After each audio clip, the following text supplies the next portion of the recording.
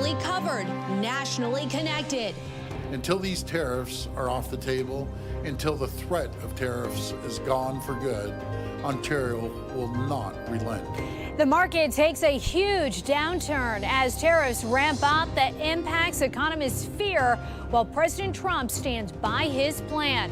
And the Menendez brothers saga nearing its end, the new Los Angeles Attorney General has made his decision on whether to re-sentence the brothers, what their fate is looking like, and why.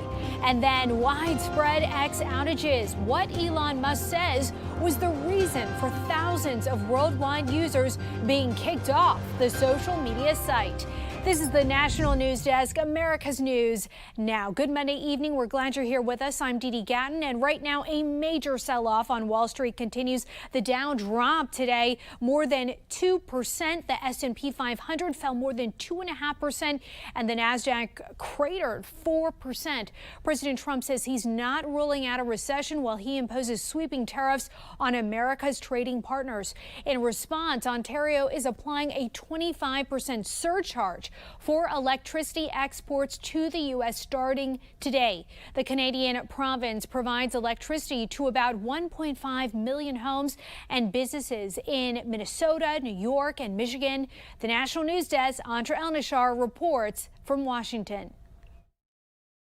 Wall Street and Main Street are flustered about what a trade war could do to America's economy. President Trump's 25% tariffs on steel and aluminum imports set to take effect Wednesday, and he's considering tariffs as high as 250% on Canadian lumber and dairy. Are you expecting a recession this year? I hate to predict things like that. There is a period of transition because what we're doing is very big. Commerce Secretary Howard Lutnick acknowledging the inflation that comes with tariffs. Yes, some products that are made foreign might be more expensive, but American products will get cheaper. But American-made products only make up half of what Americans purchase, according to a Commerce Department study released earlier this year. The anticipated disruption even has Republican Senator Rand Paul breaking with the White House. Almost every industry in Kentucky has come to me and said it will hurt our industry and push up prices of homes, cars. Some critics of the North American Free Trade Agreement, like United Auto Workers President Shawn Fain, say they're glad to see some tariffs, even if the rollout is chaotic. We're in a triage situation. Tariffs are an attempt to stop the bleeding from the hemorrhaging of jobs in America for the last 33 years. The tariffs we're seeing now are not meant to create jobs. The president says they're meant to stop the flow of fentanyl into the United States. In 2024, just 0.2% of fentanyl seizures at U.S. borders came through Canada, according to government data. Canada's next Prime Minister, Mark Carney, says he's sticking with Justin Trudeau's retaliatory tariffs. My government will keep our tariffs on until the Americans show us respect. In trade, as in hockey, Canada will win. Now, here in the U.S., it was already bound to be a busy economic week with not one but two inflation reports Wednesday and then Thursday, and a fresh read on consumer confidence on Friday. Has the president weighed in on the stock market? Not yet the president directly, but this just in, Dee Dee, we're seeing a statement from a White House official. I'm going to read it to you. They say, quote, "We want to emphasize that what we're seeing that we're seeing a strong divergence between animal spirits of the stock market and what we're actually seeing unfold from businesses and business leaders, and the latter is obviously more meaningful than the former on what's in store for the economy in the medium to long term." Essentially, they're not taking too much stock in the stock market, no pun intended. But look, that is a sharp turn from what Donald Trump of a few months ago said when there were massive gains in the stock market that he took credit for following his election. Appreciate the update. Live from Washington, D.C., Andra Elnashar, thank you. The fires that covered hundreds of acres on Long Island over the weekend were likely started by someone trying to make s'mores in their backyard. Look at this video. Look at the plumes of smoke. That's what officials said today as firefighters continued putting out the fires, which are now under control. Officials said the initial fire was extinguished, but embers probably spread and started the other three fires. Peace between Russia and Ukraine could be hanging in the balance with high-profile talks between U.S. U.S. and Ukrainian officials scheduled to happen in the coming days. The National News Desk, Matt Gelka, reports from Washington on what President Trump is now saying following a tense couple of weeks. Ukraine's President Volodymyr Zelensky met with Saudi officials ahead of planned meetings between U.S. officials and a Ukrainian delegation in the Middle Eastern country. Secretary of State Marco Rubio, National Security Advisor Mike Waltz, and Middle East Special Envoy Steve Witkoff are set to be part of the talks with Ukrainian officials. There's been a lot of discussion between our teams and the Ukrainians and the Europeans who are relevant to this discussion as well. And I would like to describe it as progress. And so I would hope that there's a deal. Zelensky isn't scheduled to be part of the direct talks with the U.S. Exactly what you're doing. Tensions linger after an argument with President Donald Trump in the Oval Office at the end of February led to pauses in intelligence sharing and aid from the U.S. to Ukraine. But the president said intelligence sharing is basically back on and progress has been made. I think they will sign the minerals deal, but I want them to want peace. Right now, How do they show that? How do they show they want peace? Well, right now they haven't shown it to the extent that they should. The deal Trump wants signed would give the U.S. a share of Ukraine's rare earth minerals, potentially worth billions of dollars. NBC News reports it will take more concessions than that to get aid flowing again. Some Republicans are wary of the strategy towards Ukraine so far, fearing it's empowering an adversary in Russia. I am worried about cutting off intelligence and weapons to Ukraine as long as the fighting is going on. If we pull the plug on Ukraine, it'd be worse than Afghanistan. I don't think President Trump has any desire to do that. Ukraine is our ally. They want to be part of the West. Russia is our adversary. And it's time that this administration gets this in their brain. Special Envoy to the Middle East, Steve Witkoff, also said he was hopeful that Zelensky would return to the U.S. to sign the minerals deal after the last meeting ended in disaster. Reporting in Washington, I'm Matt Gelka for the National News Desk, America's News Now. The purge of the U.S. Agency for International Development is complete, according to Secretary of State Marco Rubio. He thanked Elon Musk's Doge and said the remaining portion of USAID will be moved into the State Department. Democrats called the deletion of congressionally approved programs illegal. The White House hasn't provided details about which programs were spared. The FAA has released their preliminary findings after a small air crash into a retirement home in Pennsylvania. This all happened yesterday. We are told all 5 people on board survived. The FAA called the crash an accident and was reviewing what caused the plane to fall from the sky shortly after liftoff. Residents in the area described the aftermath of the crash. Both him and I saw the 5 people crawl out of the plane, crawl over to the grass, and they laid there to get their breath, and then they all stood up supporting each other and came over closer to the building, and then they all laid down on the grass again. The Cincinnati Fire Department is investigating 2 separate house fires that happened hours apart. Firefighters responded to the first house fire that happened around 1 p.m., where 2 people were killed and 10 others were hospitalized. Later that evening, 911 calls went out about a second house fire and explosion in that same neighborhood that injured 4 people. Cincinnati's Assistant Fire Chief Matthew Flagler says crews responded to the second incident quickly. The firefighters that were responding here were coming from an incident right around the corner. Another 2-alarm fire was very close by. And the search for missing University of Pittsburgh student Sadiqa Konanki is on its 4th day. The 20-year-old disappeared on a spring break trip to the Dominican Republic. Police say she was, here's her photo, last seen early Thursday on surveillance video entering the beach area of a hotel with her friends. Authorities say it's not clear whether foul play was involved. The Seattle Fire Department is investigating whether arson is behind 4 Tesla Cybertrucks going up in flames overnight at a fenced-in private lot. The cars were parked near 50 to 80 other electric vehicles being stored for local dealerships or being held for buyers. No other vehicles were damaged, but look at these. In the past 3 weeks, multiple Tesla dealerships have been vandalized, shot at, or set fire to in the Northwest.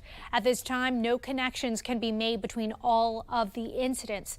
The Supreme Court will hear a challenge to a Colorado ban on conversion therapy. This practice involves licensed therapists trying to change their client's sexual orientation or gender identity to align with what was assigned to them at birth. It is against the law in Colorado and over 20 other states. A counselor challenged the law, arguing it violates her right to free speech and free exercise of religion. The Supreme Court has declined to hear a multi-state lawsuit related to climate change. Republican attorneys general in 19 states sued to stop lawsuits from Democrat-run states against the oil and gas industry. California, New Jersey, and other states claimed fossil fuel companies misled the public. The Republicans argued those states are trying to control national energy policy. Today, HHS Secretary Robert F. Kennedy Jr. is meeting with executives from food companies like Pepsi and General Mills. Kennedy and his Make America Healthy Again Commission have blamed ultra-processed foods for contributing to a rise in chronic diseases and obesity, especially among youth. Kennedy said he'll post an update on X after today's meeting. The Los Angeles County District Attorney says he will not support resentencing for the Menendez brothers, arguing they've lied repeatedly. Lyle and Eric Menendez are serving life in prison for the 1989 murder of their parents. They've been pushing to be released since new evidence emerged of their father's sexual abuse. The DA says his office is still prepared to go forward with a resentencing hearing later this month. Coming up next, it is down to the wire again on a budget bill. What Speaker Johnson is planning on to get a funding package to the Senate before the deadline on Friday. And Hamas direct talks with the U.S. lead to a 5+ year peace offer. Why the U.S.'s lead negotiators still have questions on whether it can get done. Then, the police officer scam that could cost unsuspecting victims thousands of dollars. We'll explain. We're back in 90 seconds.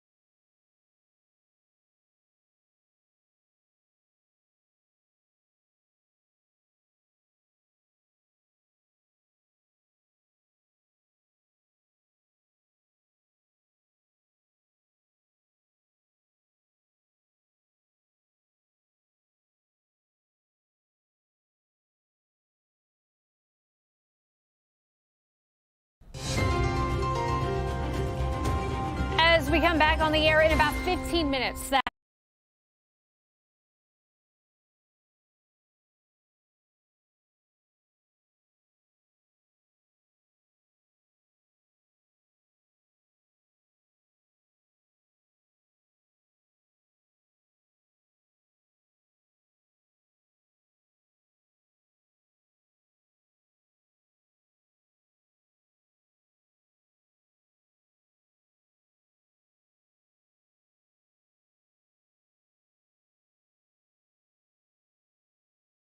House will come to order to vote on a series of bills. Among them could be a procedural motion on a continuing resolution to fund the government, and the government will shut down. New tonight, all crew members of a U.S. oil tanker are safe after a cargo ship hit the tanker today in England, causing multiple explosions. Both vessels caught on fire. One crew member of the cargo ship was hospitalized with non-life-threatening injuries. The tanker was anchored at dock when a Greek vessel struck it on the harbor. The collision ignited jet fuel on the ship. Britain's Marine Accident Investigation Branch is looking into a cause as well as the environmental impact of a fuel leak. In the Middle East, Hamas is reportedly offering a 5 to 10-year truce with Israel, according to President Trump hostage affairs envoy, who spoke directly with the terror group responsible for the deadly October 7th attack in Israel last year. Hamas would agree to stop military and political operations if Israel would leave Gaza alone.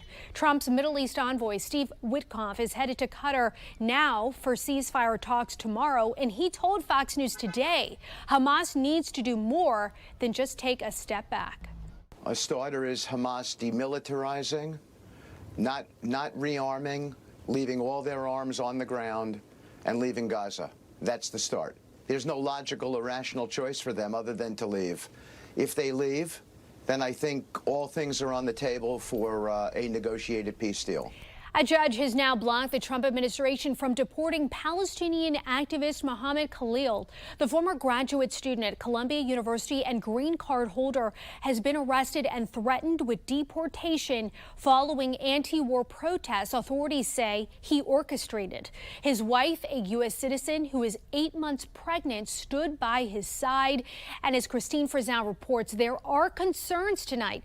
This targeting of students who criticized Israel could just be getting started. It was the center of the protest movement in this country, of Israel's war in Gaza. Columbia University buildings were broken into and overtaken, setting up clashes with police. Outside, an encampment stood for weeks. One of the protest leaders, former Columbia grad student and lawful permanent resident Mahmoud Khalil, has now been arrested by immigration agents. Hours later, filing a petition, there was no basis for his arrest. His attorney accusing the U.S. government of open repression of student activism and political speech. Secretary of State Marco Rubio posting his visa and green card and those of other, quote, Hamas supporters will be revoked. Part of President Trump's executive order to combat anti-Semitism and longtime pledge to go after protesters he and supporters say threatened the safety and well-being of Jewish students. I will also quickly cancel the student visas of all Hamas sympathizers on college campuses. The president in a post calling him a radical foreign pro-Hamas student, calling it the first arrest of many to come. Friends of Khalil dispute claims he was anti-Semitic or supported terrorism, insisting he was a mediator, with growing fears any criticism of Israel's government or policies could put targets on others. It's very clear that these people who are screaming about anti-Semitism and accusations of terror against a very broad and diverse protest movement are not interested in keeping any Jews safe or anyone safe. They're interested in crushing dissent, and in this case, they're interested in punishing higher education. The Trump administration also canceling $400 million in grants and contracts with Columbia University for failing to combat harassment of Jewish people on campus. Columbia University has now restricted access to its campus, as has nearby Barnard College. They are increasing security measures due to, quote, active concerns for violence. I'm Christine Frizzell for the National News Desk. Iran says it will consider nuclear talks with the U.S. if the talks are confined to concerns about militarization. Iran's supreme leader rejects talks aimed at placing restrictions on Iran's missile program and regional influence. This all comes after President Trump wrote a letter to Iran seeking a new deal to ensure Iran doesn't develop a nuclear weapon. Well, there are two ways Iran can be handled, militarily or you make a deal. I would prefer to make a deal because I'm not looking to hurt Iran.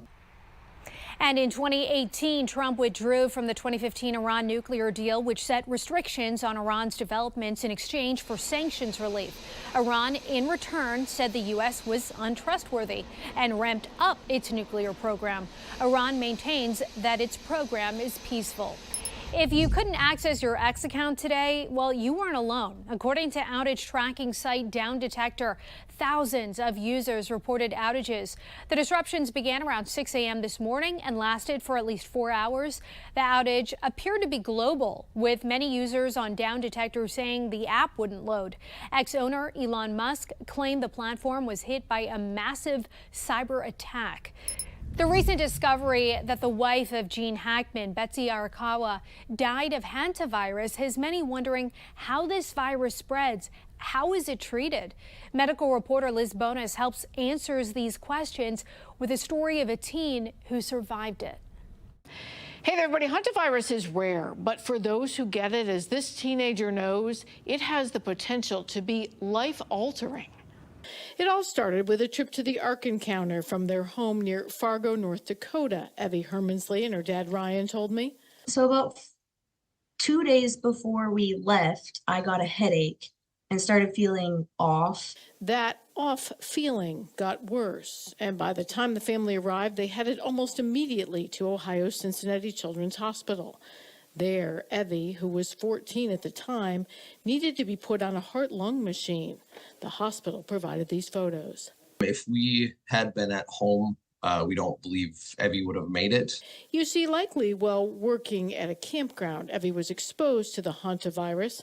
Dr. Robert Frank told me his team was able to get a proper diagnosis by working with the Centers for Disease Control and Prevention. So Hantavirus is a virus that's passed in the secretions of rodents, mostly mice and sometimes rats. Rodents can pass this virus to other rodents, but Hantavirus is not spread human to human. The virus lives asymptomatically in the rodents, and so it gets into their secretions and their saliva and their urine, but it doesn't make the rodents sick. There's no treatment for Hantavirus, but with life-saving supportive care and a lot of prayer, Evie's family says she was able to pull through. Miracles are possible, and that God cares about, he cares about everyone. Hantavirus is most commonly found in what's called the Four Corners region of the U.S., which is where Arizona, Colorado, New Mexico, and Utah all meet. With your health news, I'm Liz Bonus reporting.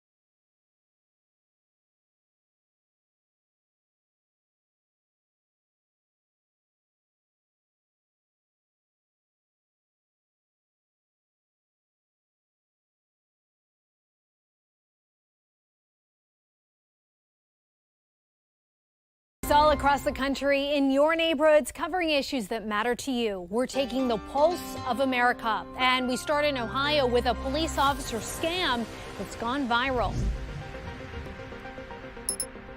The post is frightening. A local cop in Minnesota is missing and in extreme danger. Another post, this time it's a Kansas City cop who is missing. He too is in extreme danger.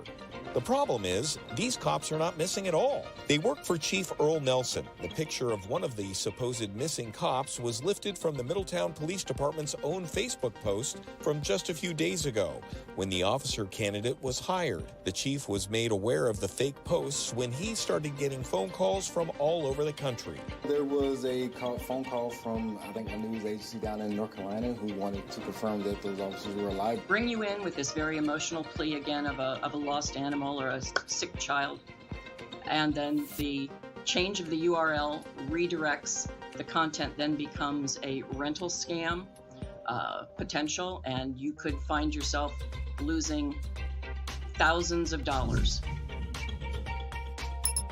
In February, Enlo Health launched a new heart procedure, the left atrial appendage closure surgery, or LAC, a procedure for patients with atrial fibrillation, which is characterized by an irregular heartbeat affecting the upper chambers of the heart. Patients are 5 times higher at risk to experience stroke due to blood clotting. Doctors say the non-invasive LAC procedure lowers the risk of stroke while eliminating the need for traditional blood thinners. Go and take this device, called the Watchman device, and go put this at the opening of the pouch or the left atrial appendage and seal it. Over 45 days to a month or so, 2 months or so, the body covers it up, its own tissue. About 96 out of 100 who had this procedure, generally we're able to come off of a blood thinner in 45 days. I was surprised. Kristen Sorrell enjoys spending time on the beaches in Warwick, but last week she came across a dead swan right near Rock Avenue. She quickly found out it wasn't the only one. I had texted a friend who I know also comes down here, and she said, oh, there were 4 when I was down there, when she had come down the previous day. On Friday, we spotted another, plus a pile of feathers, all cause for concern for beachgoers like Sorrell. People walk their dogs down here. Kids come down here. She called the State Department of Environmental Management, but after speaking to several people, was told no one was coming. They were just sort of presumptively saying it was probably avian flu. State veterinarian Dr. Scott Marshall says towards the end of the winter, it's normal to see more dead birds. But he also acknowledges the number is higher than usual now and suspects bird flu is to blame. Coming up, lost productivity at work. Just how much money American businesses are now losing out on because of burnout.